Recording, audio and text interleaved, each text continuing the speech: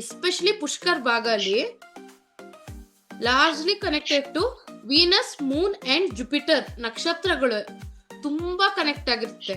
ಇವ್ ಮೂರು ಏನಾರು ಅಲ್ಲಿ ಕೂತಿತ್ತು ಅಂದ್ರೆ ಎಕ್ಸ್ಟ್ರೀಮ್ಲಿ ಜಾತಕ ತುಂಬಾ ಆಸ್ಪೇಷಿಯಸ್ ಜಾತಕ ಅಂತ ಕನ್ಸಿಡರ್ ಮಾಡ್ತಾರೆ. ಆಯ್ತಾ? ಕೇತು, ಮಾರ್ಸ್, ಮರ್ಕ್ಯುರಿ ಅಷ್ಟೊಂದು ಕನ್ಸಿಡರ್ ಮಾಡಲ್ಲ ಅಂತ ಇದಕ್ ಹೋಗುತ್ತೆ. ಯಾವುದು ಷೋಡಶಾಂಶ ಚಾರ್ಟ್ ಅಲ್ಲಿ ಅಷ್ಟು ಕನ್ಸಿಡರ್ ಮಾಡಲ್ಲ, ಬಟ್ D1 ಚಾರ್ಟ್ ಅಲ್ಲಿ ಕನ್ಸಿಡರ್ ಮಾಡ್ತಾರೆ ಗುಡ್ ಅಂತಾನೆ. ಅಂದ್ರೆ ಪೂರ್ತಿ ನರ್ಚರಿಂಗ್ ಅವ್ರಿಗೆ ಸಿಗಲ್ಲ ಅಂತ ಹೇಳ್ತಾರೆ, ಬಟ್ ಅವರಿಂದ ಒಳ್ಳೆ ಬೆನಿಫಿಟ್ಸ್ ಅಂತೂ ಇರುತ್ತೆ.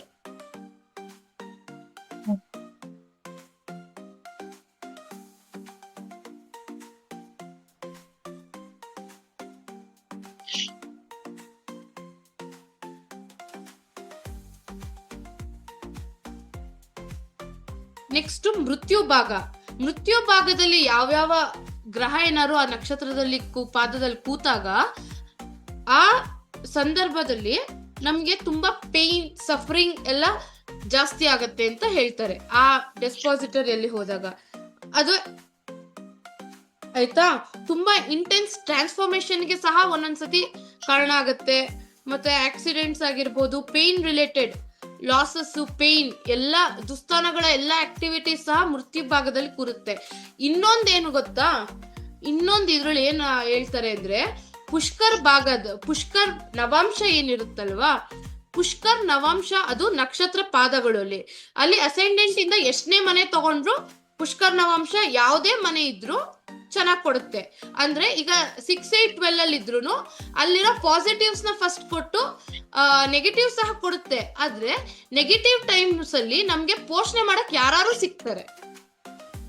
ಎಕ್ಸಾಂಪಲ್, ಆಕ್ಸಿಡೆಂಟ್ ಆಯ್ತು, ಪುಷ್ಕರ್ ನವಾಂಶ ಅಲ್ಲಿ ಕೂತಿರುತ್ತೆ. 6th, 8th ಹೌಸ್ ಆಕ್ಸಿಡೆಂಟ್ ಆಯ್ತು ಅಂತ ಇಟ್ಕೊಳ್ಳಿ, ನಮ್ಮನ್ನ ಯಾರು ನೋಡ್ಕೊಳಕ್ ಸೇವೆ ಮಾಡೋರು ಸಿಗ್ತಾರೆ. ನರ್ಚರಿಂಗ್, ನಮ್ದು ಲಾಸ್ ಆಯ್ತು, ಸೊ ನಮ್ ಲಾಸ್ ನ ಸರಿಯಾಗಿ ಯಾರು ನಮ್ಮನ್ನ ತೂಗ್ಸಕ್ಕೆ, ಫೈನಾನ್ಷಿಯಲ್ ಬ್ಯಾಲೆನ್ಸ್ ನ ಮಾಡಕ್ಕೆ ಇನ್ನೊಬ್ರು ಯಾರು ಇರ್ತಾರೆ. That is Pushkar Navamsha. ಪುಷ್ಕರ್ ಭಾಗ ಏನ್ ಮಾಡುತ್ತೆ ಅಂದ್ರೆ, ಈಗ ಯಾವುದೇ ಪುಷ್ಕರ್ ಭಾಗ ಇಂಡಿಕೇಟ್ಸ್ ದ ತ್ರಿಕೋಣ ಆಸ್ಪೆಕ್ಟ್, ಅಂದ್ರೆ ಲಕ್ ನ ಟ್ರಿಗರ್ ಮಾಡುತ್ತೆ. ಪುಷ್ಕರ್ ಭಾಗದಲ್ಲಿ ಯಾವ್ಯಾವ ಗ್ರಹ ಕೂತಿರುತ್ತೋ ಆ ಗ್ರಹ ನಿಮ್ಗೆ ಡೈರೆಕ್ಟ್ ಶಾರ್ಟ್ ಆಗಿ ಹೇಳ್ಬೋದು, that is the luck factor of your horoscope ಅಂತ. ಆಯ್ತಾ? ಅದೇನಾರು 6, 8, 12 ಅಲ್ಲಿ ಕೂತಿದ್ರು ಸಹ ನಿಮ್ಗೆ ಲಕ್ನೇ ತಗೊಂಡ್ ಬರುತ್ತೆ. Example, it reacts like 5th and 9th house, ಅಂದ್ರೆ ಪೂರ್ವ ಪುಣ್ಯ ಅಂಡ್ ಲಕ್ ತಗೊಂಡ್ಬರುತ್ತೆ. ಅದೇ ಹೇಳ್ತಾ ಇರೋದು, 6, 8 ಮನೇಲಿ ಏನಾದ್ರು ಪುಷ್ಕರ್ ನವಾಂಶಕ್ಕೆ ಬಿತ್ತು ಅಂತ ಇಟ್ಕೊಂಡ್ರೆ ಅದು ಲಕ್ ಕೊಡಕ್ ಟ್ರಿಗರ್ ಮಾಡುತ್ತೆ. ಲಕ್ನ ಪುಷ್ಕರ್ ನವಾಂಶ 6, 8 ಬಿದ್ರು ನೀವು ನಿಮ್ಮ ಡೌನ್ ಫಾಲ್ಸ್ ಅಲ್ಲೂ ನಿಮ್ಗೆ ಯಾರು ಪೋಷಣೆ ಮಾಡಕ್ಕೆ ನಿಮ್ ಜೊತೆ ಇರ್ತಾರೆ, ಪೋಷಣೆ ಮಾಡ್ತಾರೆ ನಿಮ್ಮನ್ನ. ಓಕೆ ಆಯ್ತು, ನೋಡ್ಕೊಳ್ತಾರೆ, ದುಡ್ಡು ಕಾಸ ನೋಡ್ಕೊಳ್ತಾರೆ, ಹೆಲ್ತ್ ಇಶ್ಯೂಸ್ ನೋಡ್ಕೊಳ್ತಾರೆ. ಮೃತ್ಯು ಭಾಗದಲ್ಲಿ ನಿಮ್ ಜೊತೆಗಿರೋರೆ ನಿಮ್ದ ಬ್ಯಾಕ್ ಸ್ಟೆಪ್ ಮಾಡ್ಬಿಟ್ಟು ಹೊಟ್ಟೋಗ್ತಾರೆ.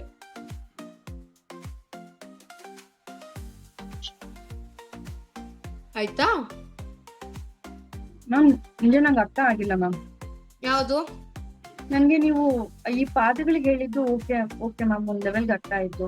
ಮತ್ತೆ 0 ಡಿಗ್ರಿ 29 ಡಿಗ್ರಿ ಅದು ಅರ್ಥ ಆಯ್ತು. ದೆನ್ ಅಗ್ನಿ ತತ್ವ, ಅದು ಅರ್ಥಿ ಮತ್ತೆ ವಾಯು ಜಲ, ಯಾವ್ದು ಮ್ಯಾಜಿಕಲ್ ಡಿಗ್ರೀಸ್ ಅದರಲ್ಲಿ ಇದ್ರೆ ಒಳ್ಳೇದು ಅಂತ ಹೇಳಿದ್ರಲ್ಲ, ಅದು ಓಕೆ ಮ್ಯಾಮ್. ಆದ್ರೆ ಅದಾದ್ಮೇಲೆ ಪುಷ್ಕರ್ ಭಾಗ ಮತ್ತೆ ಮೃತ್ಯು ಭಾಗ ಹೇಳಿದ್ರಲ್ಲ ಮ್ಯಾಮ್, ಅದು ನಂಗೆ ಅರ್ಥ ಆಗಿಲ್ಲ. ಪುಷ್ಕರ್ ನವಾಂಶ, ಪುಷ್ಕರ್ ಭಾಗ, ಮೃತ್ಯು ಭಾಗ, ಆಯ್ತಾ? 3 ಇದೆ. ನಾನು ಫಸ್ಟ್ ಏನ್ ಹೇಳ್ದೆ, ನಕ್ಷತ್ರಗಳು ಭರಣಿ ಮೇಷ ರಾಶಿಲಿ ಭರಣಿ ನಕ್ಷತ್ರ 3ನೇ ಪಾದ, ಕೃತಿಕ 1ನೇ ಪಾದ ಅಂತ ಹೇಳಿದ್ನಲ್ವಾ, ಅದು ಪುಷ್ಕರ್ ನವಾಂಶಕ್ಕೆ ಸೇರಿದ್ದು. ಹೆಡ್ಡಿಂಗ್ ಬರ್ಕೊಳ್ಳಿ ಕ್ಲೀನ್ ಆಗಿ. ಪುಷ್ಕರ್ ನವಾಂಶಕ್ಕೆ ಪುಷ್ಕರಾಂಶ ಅಂದ್ರೆ ಏನು? ನರ್ಚರಿಂಗ್ ಅಷ್ಟೇ. ಯಾವ ಗ್ರಹ ಎಷ್ಟನೇ ಮನೆ ಆದ್ರೂ ಆಗಿರ್ಬೋದು, 6, 8, 12 ಅಂದ್ರೆ ದುಸ್ಥಾನ ಅಲ್ವಾ? ದುಸ್ಥಾನದಲ್ಲೂ ಏನಾದ್ರು ಈ ನಕ್ಷತ್ರದಲ್ಲಿ ಈಗ ಮೇಷ ನಿಮ್ಗೆ 12ನೇ ಮನೆ ಆಯ್ತಾ, ಅಲ್ಲಿ ಲಗ್ನಾಧಿಪತಿ ಏನಾದ್ರು ಭರಣಿ ನಕ್ಷತ್ರ 3ನೇ ಪಾದ, ಕೃತಿಕಾ ನಕ್ಷತ್ರದ 1ನೇ ಪಾದದಲ್ಲಿ ಶುಕ್ರ ಕೂತಿತ್ತು ಅಂದ್ರೆ ಅದು ಪುಷ್ಕರ್ ನವಾಂಶಕ್ಕೆ ಪುಷ್ಕರಾಂಶ ಆಗಿ ಕನ್ವರ್ಟ್ ಆಗತ್ತೆ. ಸೊ ನಿಮ್ಗೆ ವ್ಯಯಸ್ಥಾನದಲ್ಲೂ ನಿಮ್ಗೆ ಪೋಷಣೆನೆ ಸಿಗುತ್ತೆ. ಪುಷ್ಕರಾಂಶ ಅಂದ್ರೆ ಏನು? ನರ್ಚರಿಂಗ್.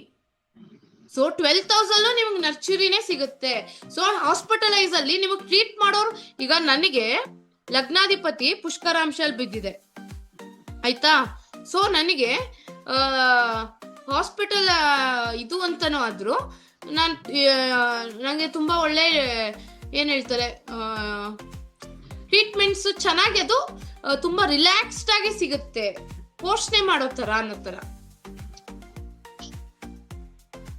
ಆಯ್ತಾ. I went to Ujire. So ಆಯ್ತಾ, ನನಗೆ ಇದು ಟ್ರಿಗರ್ ಆದಾಗಲೇ ಉಜ್ರೆಗೆಲ್ಲ ಹೋದೆ. 10-15 ದಿವಸ ನೆಮ್ಮದಿಯಾಗಿ ಎಲ್ಲ ಮಸಾಜ್ ಎಲ್ಲ ತಗೊಂಡು ಏನಂತಾರೆ ಆ ಉಜ್ರೆ ಆ ಊರು ಅಪ್ಪ, ಅದು ಮಳೆಗಾಲದಲ್ಲಿ ಫುಲ್ ಮಳೆ, ಅಷ್ಟು ನೆಮ್ಮದಿಯಾಗಿದ್ದ ಟೈಮಲ್ಲಿ ಹೋಗಿತ್ತು.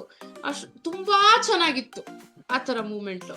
ನನಗೆ ಕಾಯಿಲೆ ಟ್ರೀಟ್ಮೆಂಟ್ ತಗೋತಿದೀನಿ ಅಂದ್ರೆ ಕಷ್ಟ ಅನ್ಸಲ್ಲ. 12th house ಪುಷ್ಕರಾಂಶಲ್ಲಿ ಬಿದ್ದಿದೆ, ಏನೋ ಪೋಷಣೆ ಮಾಡ್ತಾ ಇದಾರೆ ನನ್ನ ಅನ್ಸುತ್ತೆ. That is Pushkaramsha. Even if it is falls in 6-8-12, it will nurture you. ಅಷ್ಟೇ, ಅರ್ಥ ಆಯ್ತಾ? 6-8-12 ದುಸ್ಥಾನಗಳಲ್ಲಿ ಸಹ ಯಾವ್ದಾದ್ರು ಗ್ರಹಗಳು ಹೋಯ್ತು ಅಂದ್ರೆ ಅದು ಪುಷ್ಕರಾಂಶದಲ್ಲಿ ಕೂತ್ಕೊಳ್ತು ಆ ಅಷ್ಟನೇ ಪಾದದಲ್ಲಿ, ನಕ್ಷತ್ರ ಪಾದದಲ್ಲಿ ಕೂತ್ರೆ ಅದು ಪುಷ್ಕರಾಂಶ ಆಗಿ ಟರ್ನ್ ಆಗತ್ತೆ. ಅಂದ್ರೆ ನಿಮಗೆ ನರ್ಚರಿಂಗ್ ಸಿಗುತ್ತೆ ಆಯ್ತಾ. That's it. ಪುಷ್ಕರ್ ಭಾಗ ಅಂದ್ರೆ ನಿಮ್ಗೆ ನಾನು ತೀರಾ ಇನ್ ಡೆಪ್ತ್ ಹೋಗ್ಬೇಡಿ ಆಯ್ತಾ. ಎಷ್ಟು ಹೇಳಿದೆ ನಾನು? ಏರಿ ಸೈನ್ಗೆ ಯಾವ್ಯಾವ ಡಿಗ್ರೀಸ್ ಹೇಳಿದ್ನಲ್ಲ, ಅಷ್ಟು ಡಿಗ್ರೀಸ್ ತಗೊಳ್ಳಿ ಸಾಕು ಆಯ್ತಾ. ಫಸ್ಟ್ ಏನ್ ಹೇಳಿದೆ ಅಷ್ಟು ಡಿಗ್ರೀಸ್ ತಗೊಳ್ಳಿ. ಅಷ್ಟು ಡಿಗ್ರಿಯಲ್ಲಿ ಏನಾದ್ರು ನಿಮ್ಮ ಒಂದು ಪ್ಲಾನೆಟ್ ಹೋಗಿ ಕೂತ್ಕೊಳ್ತು ಅಂದ್ರೆ, ಪುಷ್ಕರ್ ಭಾಗದ ಯಾವ್ದಾವ್ದು ಹೇಳಿದೆ, ಈಗ ಅಗ್ನಿ ತತ್ವದ್ದು 21 ಡಿಗ್ರಿಯಲ್ಲಿ ಯಾವ್ದಾದ್ರು ಗ್ರಹ ಕೂತ್ಕೊಳ್ತು ಅಂದ್ರೆ, ಇವನ್ ಇಟ್ ಈಸ್ ದುಸ್ಥಾನದಲ್ಲಿ ಪುಷ್ಕರ್ ಭಾಗ ಅಂದ್ರೆ ಏನು ಅಂದ್ರೆ, ಆ ಪುಷ್ಕರ್ ಭಾಗ it will triggers your luck ಆಯ್ತಾ. ಲಕ್ ಫ್ಯಾಕ್ಟರ್ ಓಪನ್ ಆಗುತ್ತೆ. ಯಾವ್ದಾದ್ರು ಗ್ರಹ ಬಂದ್ಬಿಟ್ಟು ಪುಷ್ಕರ್ ಭಾಗದಲ್ಲಿ ಡಿಗ್ರಿಯಲ್ಲಿ ಕೂತ್ರೆ ನಾವು ಡೈರೆಕ್ಟ್ ಆಗಿ ಹೇಳ್ಬೋದು ಈ ಗ್ರಹ ನಿಮ್ಮ ಲಕ್ ಫ್ಯಾಕ್ಟರ್ ಅಂತ. ಸೊ ಆಟೋಮೆಟಿಕ್ಲಿ ನಿಮ್ ಲಕ್ ಆಕ್ಟಿವೇಟ್ ಆಗುತ್ತೆ.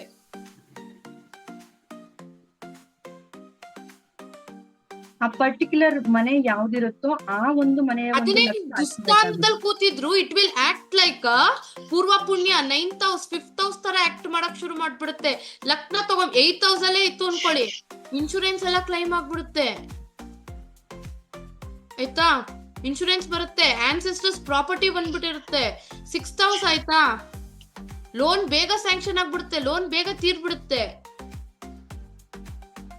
12th house ಆಯ್ತಾ, ಹಾಸ್ಪಿಟ್ಲ್ ನೀವು 12th house ಎಷ್ಟೋ ಜನ ನಾನು ನೋಡಿದೀನಿ ಬಿಸ್ನೆಸ್ ಪೀಪಲ್ 12th house ಅಲ್ಲಿ ಪುಷ್ಕರ್ ಭಾಗಲ್ ಕೂತಿದ್ದಾಗ ಹಾಸ್ಪಿಟಲ್ ಬಿಸ್ನೆಸ್ ಶುರು ಮಾಡ್ತಾರೆ. ಅವ್ರು ಡಾಕ್ಟ್ರೇ ಓದಿರಲ್ಲ. ಲಾಭ ಅಲ್ವಾ? ಅದನ್ನೇ ಹೇಳೋದು, ಅದಂತ ಲಾಭ ಸ್ಥಾನ, ಪುಣ್ಯ. ಅದೇನಂತೆ ಪೂರ್ವ ಪುಣ್ಯ ಎಲ್ಲ ಲಕ್ಕಾಗಿ ತಿರ್ಕೊಂಡ್ ಬಿಡುತ್ತೆ. ಇವನ್ 12th house ಸ್ಟಾರ್ಟೆಡ್, ಯಾವ ಮನೇನೂ ಕೊಡಲ್ಲ 12th house ಅವ್ರಿಗೆ ಅಷ್ಟು ಲಕ್ ತಂದು ಕೊಟ್ಬಿಟ್ಟಿರುತ್ತೆ.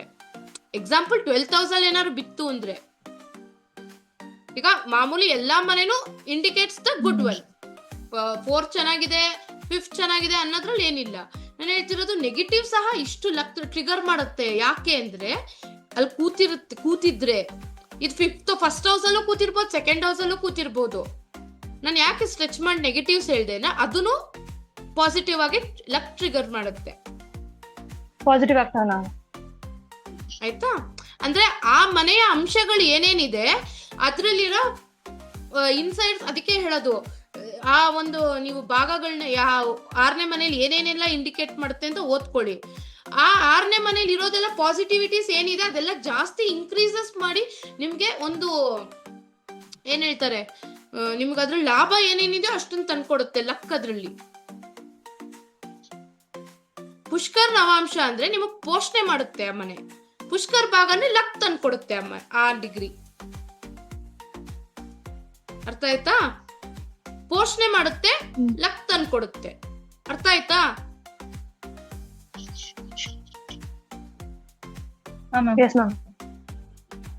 ಪುಷ್ಕರ್ ನವಾಂಶ ಅಂತ ಹೇಳಿದ್ರೆ ಪಾದಗಳಲ್ಲಿ ಬೀಳೋದು. ಪುಷ್ಕರ್ ಭಾಗ ಅಂತ ಹೇಳಿದ್ರೆ ಪರ್ಟಿಕ್ಯುಲರ್ ಡಿಗ್ರಿಯಲ್ಲಿ ಒಂದು ಗ್ರಹ ಪರ್ಟಿಕ್ಯುಲರ್ ಸೈನ್ಸ್ ಆ ಡಿಗ್ರಿಯಲ್ಲಿ ಕೂರೋದು ಇರೋದು. ಅದು ಪರ್ಟಿಕ್ಯುಲರ್ ಮನೆಯಲ್ಲಿ ಏನಾದ್ರು ಕಷ್ಟ ಬಂದ್ರೆ ಆ ಪರ್ಟಿಕ್ಯುಲರ್ ಮನೆಯಲ್ಲಿ ಆ ನರ್ಚರಿಂಗ್ ಅನ್ನೋದು ಸಿಗುತ್ತೆ. ಇಲ್ಲಿ ಡಿಗ್ರೀಸ್ ಅಂತ ಹೇಳಿದ್ರೆ ನಮ್ಗೆ ಲಕ್ ಆಗ್ತಾನೆ ಆ ಪರ್ಟಿಕ್ಯುಲರ್ ಅದೇ ಡಿಗ್ರಿಯಲ್ಲಿ ಕೂತಿರ್ಬೇಕು, ಅದೇ ಪಾದದಲ್ಲಿ ಕೂತಿರ್ಬೇಕು ಒಂದು ಗ್ರಹ.